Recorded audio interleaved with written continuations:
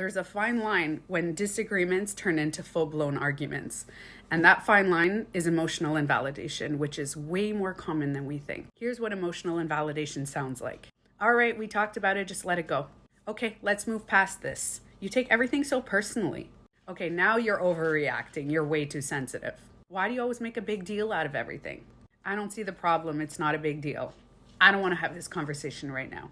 When we invalidate someone, we're basically saying, I don't want to hear about your feelings right now, which in turn can be perceived by the other person as you don't care about them. And to take it a step further, invalidating someone's feelings can be a form of gaslighting.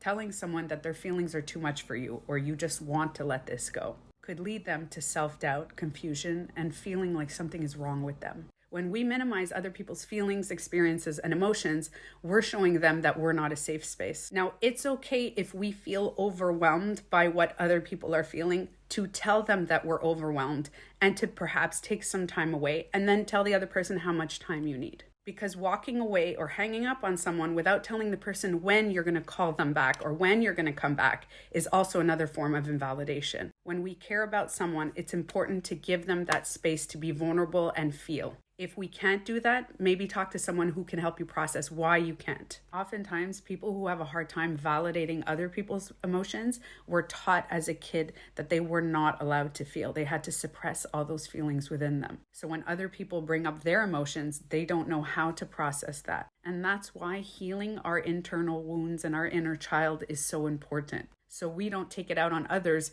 preventing us from creating deeper bonds. Because validating each other in relationships, friendships, or a family can create that safe space. Just because we weren't taught that as a child, as an adult, we can take responsibility and accountability for our actions, and we can always learn something new. We can learn to become a safe space and validate not just ourselves, but others, knowing that all feelings matter, even the ones we don't quite understand. Emotional validation creates safe connections.